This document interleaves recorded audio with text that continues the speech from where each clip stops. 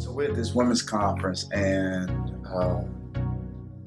some of us here, a couple of y'all here working, the rest of us, we just here eavesdropping. But the presenter just mentioned something that was actually a practice. She's a C-suite executive minority woman, and so been very successful in the area. And she mentioned something that I read in a book years ago that I kind of been practicing. And it really just rocked the room. This whole idea of a company, of a personal board.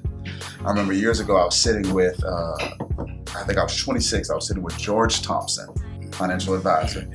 And George said to me, he said, Dharius, you have to stop seeing yourself as Dharius. You got to start seeing yourself as Dharius Daniels, Inc.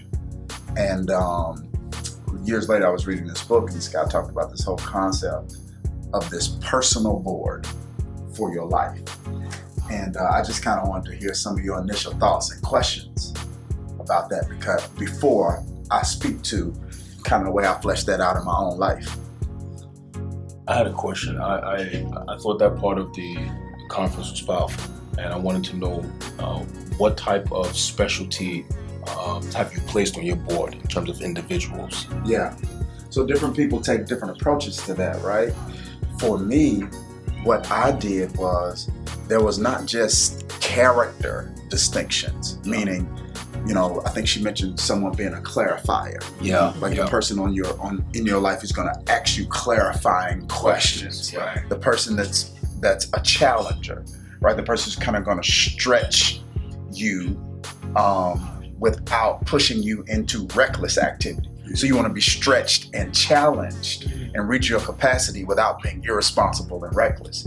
So those are character distinctions, which I think are important. But for me, my specialties were a bit different, meaning I have people who I feel like have my best interests at heart, yet who have expertise in areas of my life that are going to bring the most that are going to add the most value to my life and bring the greatest return on the investment that I'm making in that relationship. So for me, for example, if there was such thing as a chair on my personal board, that's going to be my pastor.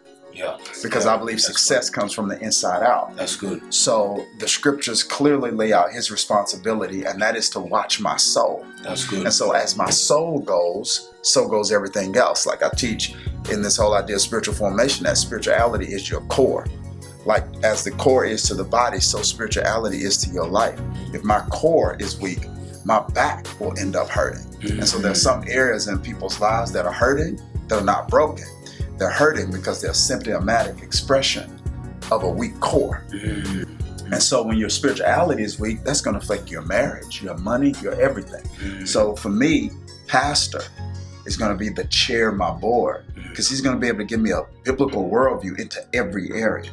Whereas an accountant is going to help me manage my money. Pastor's going to help me see it a certain way. That way my accountant actually advises me and doesn't guide me. Does that make sense? Right? So I'm bringing my values to the table, and the accountant is helping me flesh that out. So that's what it's kind of going to be for me.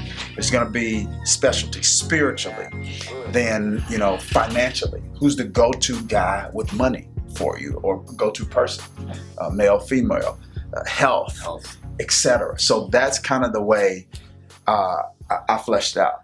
It almost sounds like you looking at your life pie, and it's almost like you got a voice or a board member according to your life pie, what's important to you. Yeah, so when, you know, in coaching circles, there's this wheel of life, for those who may not be familiar with that terminology. And for me, I came up with something less complex. And the reason that I did it, because the wheel of life has way too many categories for it to kind of make sense, you know? So this life pie is really dividing your life into your character, which is your spiritual and emotional health. It's also not just dividing your life into your character, not just dealing with character, it's also dealing with your finances, your relationships, and you got all kinds of relationships, and it's dealing with your resources, your physical health, your work, etc. So for me, I don't have a person for every slice. I have a voice. So for example, when it comes to my relational life, my pastor speaks not only into my spiritual and emotional health, he speaks into my relational life. when it comes to trouble I'm having parenting, when it may come to challenges, if I'm having any challenges in my marriage, relationships challenges I may be having with kin. So I have a voice, but not necessarily a person, because the kind of people you have on the board determines how many people you need, because you may have one person that's able to fill 2 or 3 voids. Yeah, that's nice. So my question kind of on with that would have been is that I guess there's really no set number per se. It just depends on your needs in that season of life that you're in. Yeah. Who's the voice that's speaking into your life? Speak to those different areas. Yep. So you would say in every season of life, you're going to need someone who's speaking into you regarding finances. But what those types of conversations look like, the type of input you need them to give is all going to be based on the season of life you're in. Because there may be in a season where you need a voice that's going to help you more with management. And then you hit a season where you've mastered management yourself, and you need someone who's got the capacity to help you manage the results of your mastery. Now you got overflow, and now you may need someone to help you who can help you in the area of now investing, or you're dealing with the complications of tax law and all of those kinds of things. So the types of voices may be different, but there are going to be certain areas where you're always going to need a voice. Health-wise, you're always going to need a voice. Who's the go-to person with your body? And that may be your primary care physician, or depending on where you land with that, it may be someone else. So that's kind of what I mean in that regard. When you say voices, are these relationships that happen organically? How do you determine who gets to be a voice in your life? Could there be a vicarious voice? Are these people who are personally in your life? And how do you sense when someone is of a place where they have the right to speak into your life? Yeah, so I think that begins with the criteria you set for people sitting on that board. See, there are people who are sitting on my life board who don't know they're there. Right? So the go-to person with when it comes to my health is a primary care physician. But the nature of his boutique style and where he is in different parts of the country doesn't allow me to have access to him the way I could the primary care who resides where I reside. Right. So the point that I'm saying is, for me, the criteria is going to be really simple. Number one the first criteria is going to be, you have to have mastery and expertise in that area. That's going to be first. Yeah. If you just love me, we can be friends. But that doesn't mean that I'm going to give you access to my ear in certain areas of my life. So there has to be expertise. That's got to be one for me. 2, there has to be availability. And I know, depending on your degree of expertise, that's going to determine the kind of demand that's on your life. And so I know if I want somebody great, I got to share. And I think that's just kind of relationship principle, right? Yeah. You don't get greatness without sharing. Wherever there's greatness, there's going to be a demand. So I don't expect that availability to be the type of availability of someone who may not have that kind of demand on their life. Yet at the same time, there has to be availability for me. I don't need you to be available for me all the time, but I need you to be available for me when I need you to be available for me. Yeah. So expertise, availability, and then the last thing is going to be a genuine concern for me in that particular area. Yep. And so that's how I kind of determine those things. We don't have to be buddy. We don't have to text. But now that's personal from a personal board, but I think like what you're saying is so true to even like on a corporate board or a church boards. It's like that same selection process, because I've seen a lot of people have people on their board that don't have a care for them, and the board totally disrupts the organization. So how does that play into that? You start your business or your ministry. So I think there are some nuances, but I think the principle applies. And I'm kind of a principle guy, just in general.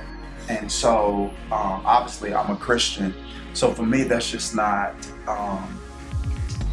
just for me the dominant influence on my behavior. It's a worldview for me, right? It's kind of the way I see the world. So I believe those principles are best practices for me. So if you don't subscribe to my belief system, that's something different, and I'm not imposing that on someone else. But for me, it's best practices. And so that's the weird thing with me, right? How some people say, well, that works in church, but that doesn't work in government. I'm like, you got this compartmentalized Christianity. Like, why are you subscribing to a belief system that only works in the confines of your church? It's like, what kind of Christianity is that? We can't run the government the way we run the church. And it's like, what kind of worldview do you have? I mean, right? So I'm not trying to understand that institutions have different contributions that they're supposed to make to society, and the role of government and business and the arts and entertainment industry is not the same as the church. But I'm saying those principles should apply.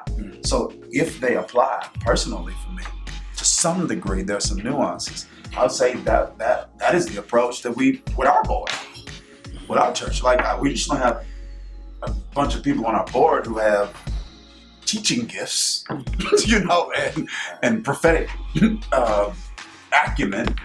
You want people who have a degree of expertise in the areas that you need expertise to further the organization forward, just like you would want that to be the case for your life. Let me ask you a question, Pastor. If in your life at this stage, speaking into us, learning, what are your non-negotiables? Like, these individuals have to be on my board. Like, so for you, I know your pastor has to be on your board. Yes. Someone who can speak health. What are your non-negotiables? These individuals need to be on my board. Yeah. So in order for me to be a whole person. Yeah. In this season of my life, there has to be one spiritually. That's my core. Right. That's my pastor. Right.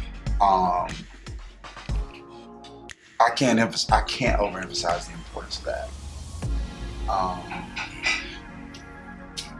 I won't go there, but it's very important.